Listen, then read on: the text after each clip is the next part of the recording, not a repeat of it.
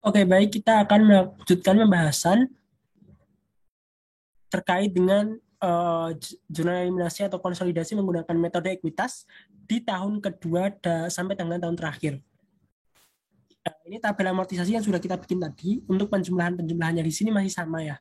Masih sama seperti yang aku buat tadi, yaitu ada 983, 981, 980, dan lain-lain. Kemudian untuk yang PTS-nya ini ada 107, 108, 109, dan lain-lain. Oke, nah untuk kertas kerja yang kali ini di slide ini adalah kertas kerja yang hanya berkaitan dengan berkaitan dengan obligasi. Jadi nggak full kertas kerja disajikan, tapi di sini kertas kerjanya menyajikan di tahun 2021 sampai tahun 2024 atau tahun kedua obligasi sampai dengan tahun kelima. Oke, kita bahas. Bentar, ini kok macet. Oke, gini.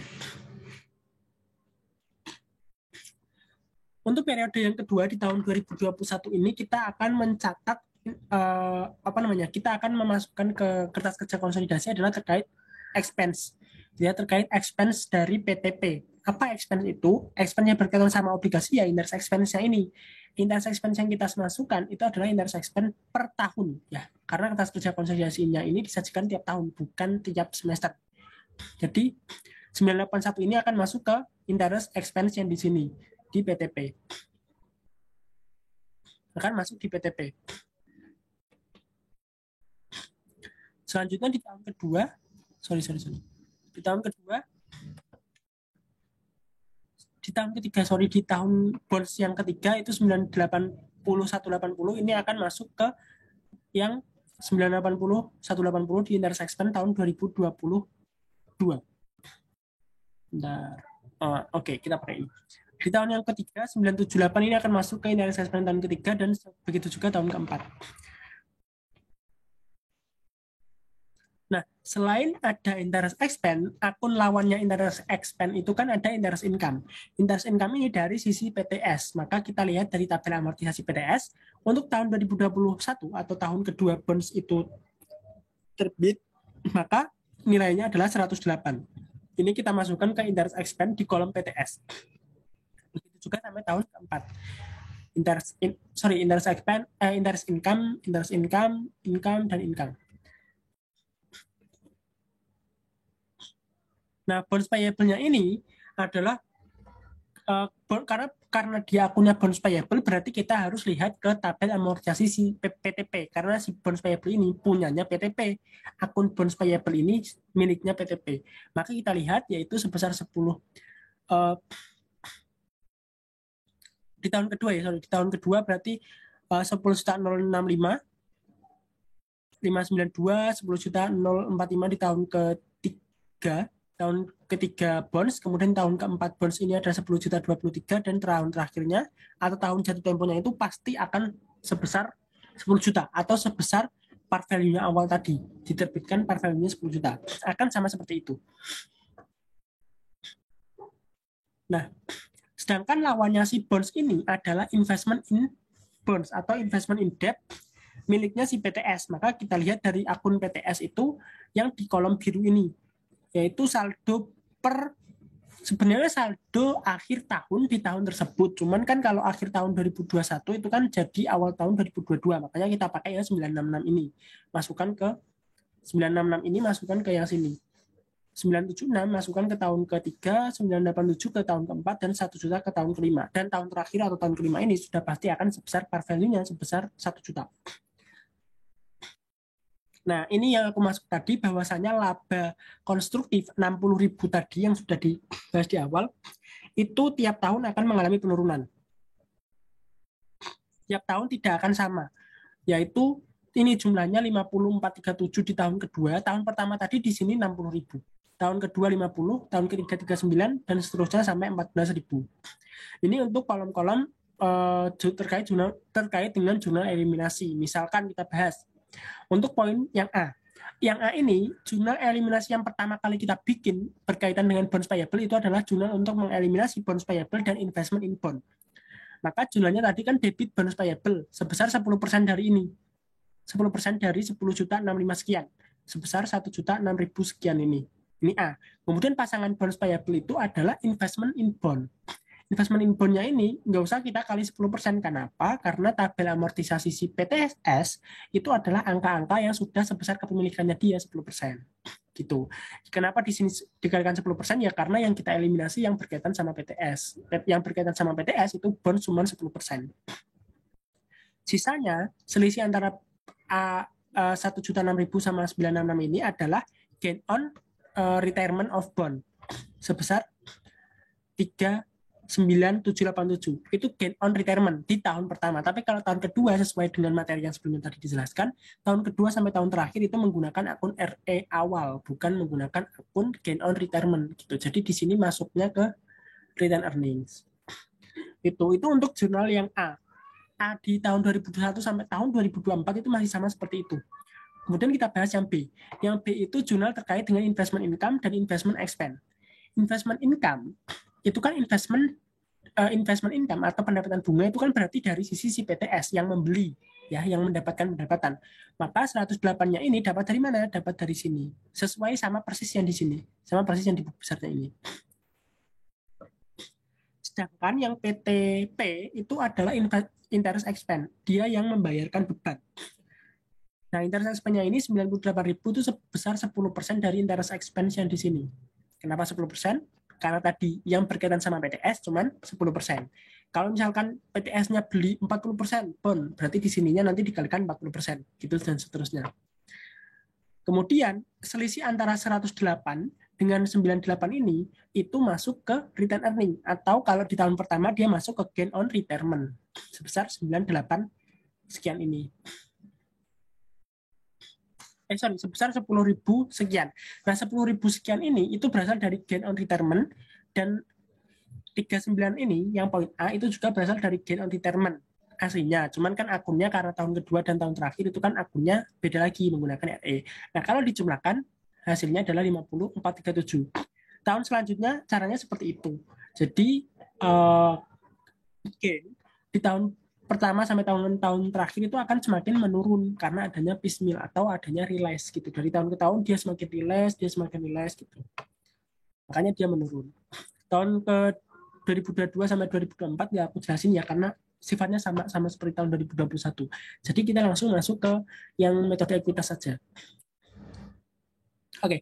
Di sini ada catatan dari kertas kerja konsolidasi di atas terkait penurunan terlihat penurunan pengakuan gain setiap tahunnya, yaitu dari 60 tahun pertama tadi 60, tahun kedua 50, 39, 28 dan 14. Penurunan itulah yang diakui sebagai piecemeal recognition of gain di laporan konsolidasi atau piecemeal recognition of gain di buku besar P maupun buku besar S. Dan angka itu akan digunakan untuk perhitungan NCI expense dan income from investment atau income from S jika perusahaan menggunakan metode ekuitas, ya. Karena kita menggunakan metode cost yang di sini tadi, berarti kita tidak menghitung income from S, tapi nanti di perhitungan income from S menggunakan metode ekuitas, dia akan terpengaruh. Piecemealnya ini akan menjadi pengaruh ke perhitungan income from S itu. Bagaimana metode ekuitas? Kita akan langsung bahas ini. Ini apa ya? Benar. Ini catatan. Oke.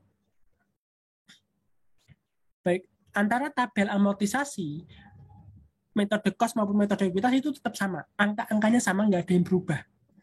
Angkanya sama, nggak ada yang berubah. Kecuali memang ada yang berubah soalnya gitu ya. Tapi kalau selama soalnya sama, cuman beda metode, itu angkanya akan tetap sama. Dan metode cost dan metode ekuitas itu sebenarnya hanya ada beberapa perbedaan. Yang pertama adalah perbedaan di sisi buku besar, jurnal buku besar. Dan yang kedua perbedaan di sisi jurnal eliminasi. Perbedaan pertama, kita akan bahas ini aja ya, perbedaannya aja ya. Untuk yang jurnal sama ini, 1 Juli ini kan jurnal penerimaan bunga, jadi masih sama seperti metode cost tadi. Terus jurnal yang ini juga jurnal terkait bunga, jadi masih sama. Yang beda ini adalah yang dicetak tebal, yaitu mencatat bagian income income from S. Income from S itu kan hakikatnya dia menambah investment ketika dia laba gitu ya. Tapi kalau rugi dia mengurangi investment. Jadi karena di sini dia laba, maka investmentnya bertambah di debit sebesar 152.547. Dapat dari mana? 70% kalikan dengan 217.924. 217.924 ini dapat dari mana? Itu didapat dari net income di sini. Net income di sini. 217.924 itu. Kemudian mencatat constructive gain. Nah, constructive gain inilah yang berkaitan sama si obligasi tadi. Nah, yang tadi seperti yang udah aku bilang bahwasanya si PTS tadi kan membeli obligasi sebesar 10%. Jadi pada saat dia beli obligasi, obligasinya itu par value-nya 1 juta, tapi carrying amount-nya pada saat dia beli itu 1.010.000. Dan dia beli seharga 950, berarti dia ada gain-nya atau constructive gain sebesar 60.000 gitu. Sebesar 60.000 ini adalah constructive gain-nya. Jadi jurnalnya investment in S dan income from S, karena untung berarti investmentnya bertambah. Yang ketiga adalah mencatat piecemeal recognition of constructive gain tahun 2020. Atau tahun pada saat penerbitan obligasi, yaitu income from S dan investment in S. Gitu. Kenapa penurunan? Karena di sini jurnalnya adalah piecemeal recognition gitu. Jadi dia mengurangi si income-nya ini. Dia mengurangi si income-nya 50.000, mengurangi si 60.000 itu. Jadi dia jurnalnya adalah 107.924 dikurangi dengan 98.361. Ini dapat dari yang tadi. Bentar ya.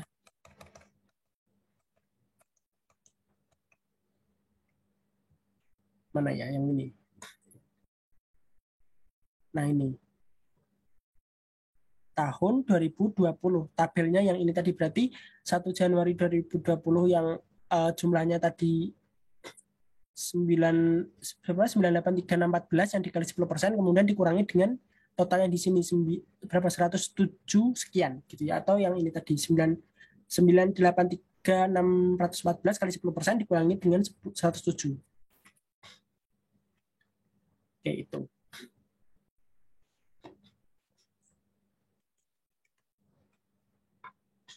Kemudian untuk jurnal yang di sisi PTS itu masih sama ya. Jadi jurnalnya terkait cuman terkait dengan penerimaan bunga saja. Yang beda cuman di jurnal buku besar si P, dia mengakui adanya income, baik income dari net income maupun income constructive gain, dan juga adanya piecemeal recognition. Nah, itu perbedaannya. Sedangkan perbedaan di jurnal eliminasi maupun jurnal penyesuaian itu ada beberapa. Yang pertama adalah metode cost tidak mengakui income from S, sedangkan metode ekuitas mengakui. Metode cost mengakui catch up, metode ekuitas tidak mengakui catch up atau kenaikan return earnings. Kemudian juga perbedaannya muncul di itu aja, perbedaannya itu aja, dan juga beberapa akun, nanti akun yang digunakan untuk menjurnal eliminasi ini di tahun kedua dan seterusnya. Yang awalnya menggunakan FE, kita gunakan investment gitu. Nah, jurnal income from S-nya ini adalah sebesar 70% dikalikan dengan net income di sini, ditambah constructive gain, dikurangi dengan gain recognition. Jadi 202 yang kita jurnal. Atau gampangnya adalah 70% dari akun income from S. Income from S-nya di sini tadi 152, ditambah income from S credit, dikurangi income from S debit, kali 70%. Nah, itu. Untuk jurnal ini sama, B sama, untuk jurnal B, C, dan jurnal F ini masih sama seperti metode ekuitas. Jadi kita bahas sekilas saja. Bonusnya ini adalah 10% dari nilai carrying value bonds di tahun, kalau di tabel itu di tanggal 1 Januari 2021. Di sini nggak dilihatin tabelnya, jadi tabelnya jadi satu di metode ekuitas tadi. Untuk investment in bonds-nya ini berasal dari tabel PTS tanggal 1 Januari 2021. Selisihnya masuk gain on retirement. Yang C masih sama seperti metode cost juga, masih sama persis. Yang D dan yang E itu nggak kita bahas karena dia adalah jurnal yang umum di materi-materi sebelumnya. Untuk mencatat NCI dan untuk mengeliminasi investment in S. Jurnal F ini juga masih sama seperti metode cost. Ini di kertas kerjanya ini. Nah, ini tahun pertama dia masih muncul gain on retirement of bond sebesar 60.000 atau sebesar 437 dan 9563. Kemudian jurnal eliminasinya, jurnal eliminasi yang pertama tadi yang terkait income from S, jurnal eliminasi yang kedua terkait bonds, yang ketiga terkait dengan interest income. Yang C ini terkait dengan interest income dan interest expense, yang D NCI, yang E share capital ini investment, yang F terkait dengan interest payable dan interest receivable. Tinggal masukin saja ke sini. Kita akan bahas di tahun kedua dan tahun terakhir sampai tahun terakhir. Oke, ini tabelnya juga masih sama persis ya. Nah, bedanya di sini sebenarnya nggak ada bedanya teman-teman. Cuman berbeda itu ketika di jurnal ini, di akun ini, investment in S. Tadi investment in S kan nggak ada di metode cost, adanya return earnings. Sekarang diganti investment in S. Angka-angkanya yang di sini, yang dikasih tanda panah maupun dikasih kotak-kotak ini masih sama seperti di metode ekuitas tadi gitu ya. Dari awalnya 10.065 sampai 10 juta, 966 sampai 1 juta, kemudian gen rekonstruktifnya ini 50.000 sampai 14.000, itu masih sama. Gitu. Ini kenapa masih sama, cuman beda investment in S dan return earnings, karena yang ditampilkan di sini adalah kertas kerja yang hanya berkaitan dengan obligasi. Kertas kerja yang bersifat umum seperti investment in S, tapi yang enggak berkaitan sama obligasi ya, investment in S yang biasa, kemudian akun-akun lain seperti income from S dan akun yang lain itu enggak ditampilkan. Makanya di sininya cuman berbeda di akun investment in S. Tapi kalau ditampilkan semua, maka nanti di sini kertas kerja akan ada akun income from S. Sedangkan di metode ekuitas tidak ada akun income from S, adanya dividend income. Gitu, itu bedanya. Jadi cuman itu perbedaannya, dan di sini ada catatan dari kertas kerja. Oh, ini catatannya masih sama seperti yang tadi. Jadi penurunannya ini itu berkaitan atau digunakan untuk nanti menghitung income from S dengan menggunakan metode ekuitas. Oke, itu aja mungkin di materi kita kali ini. Udah selesai. Terima kasih teman-teman atas perhatiannya. Semoga dapat membantu lebih memahami materi pertemuan ke-11 ini, karena materi ke-11 ini kalau di kata dosen itu adalah materi yang cukup sulit dibandingkan dengan materi konsolidasi yang lainnya. Dari materi aset tetap tidak terdepresiasi, kemudian terdepresiasi, ini yang lumayan lebih sulit. Dan sekedar tambahan sedikit bahwasanya bagaimana terkait dengan biaya penerbitan bonds atau biaya yang kita keluarkan dalam rangka menerbitkan bonds. Itu ada beberapa perlakuan. Yang pertama, yang menerbitkan itu siapa? Yang menerbitkan itu PTP atau PTS. Kalau PTP berarti dia diterbitkan, kalau PTP berarti itu nanti akan mempengaruhi nilai bonds payable-nya, yaitu akan mengurangi present value bonds, dan nanti present value yang baru yang sudah kita kurangi biaya penerbitan akan kita lakukan perhitungan ulang untuk mencari market rate-nya. Jadi tidak pakai market rate yang awal. Itu kalau dari sisi P. Kalau dari sisi S, sebelum itu, kalau dari sisi P tadi itu ada di materi AKM 2 pertemuan kedua. Jadi AKM 2 periode UTS pertemuan kedua itu ada mengenai bonds dengan biaya penerbitan. Teman-teman bisa kembali cek di situ kalau mungkin nanti takutnya di UAS keluar lagi gitu ya. Kemudian yang biaya penerbitan dari sisi S itu ada perbedaan perlakuan. Apakah si S ini kan dia memperlakukan bond sebagai investment in bond atau investasi utang. Nah, itu kita harus identifikasi apakah investasi tersebut diklasifikasikan sebagai amortized investment atau fair value OC, penilaiannya antara dua itu. Dan yang kedua adalah apakah investment tersebut dicatat menggunakan fair value through profit loss. Kalau investmentnya dicatat menggunakan amortized method dan fair value OC, maka dia akan menambah nilai investasi. Biaya penerbitan sahamnya itu akan menambah nilai investasi. Tapi kalau dicatat menggunakan fair value TPL atau fair value through profit loss, dia hanya akan dicatat sebagai expense biasa. Nah, ngaruhnya kemana perhitungan biaya ini tadi? Ngaruhnya adalah ke tabel yang ini, tabel amortisasi PTP dan PTS. Jadi kuncinya di pertemuan ini adalah kita harus bisa bikin tabel. Nah, untuk yang tabel di PPT ini akan aku share nanti di Drive, teman-teman bisa mungkin bisa dipakai juga. Yang penting kalau tabelnya benar, insya Allah jurnal-jurnal kita benar, karena angka yang jadi kuncinya adalah angka-angka di tabel itu. Dan biaya penerbitan saham itu cuma akan berpengaruh di tabel. Kalau tabel yang kita bikin benar, maka jurnalnya akan insya Allah benar. Oke, itu aja yang dapat aku bahas pada sesi kali ini. Terima kasih telah meluangkan waktunya. Selamat pagi, selamat siang, selamat sore, dan selamat malam. Assalamualaikum warahmatullahi wabarakatuh.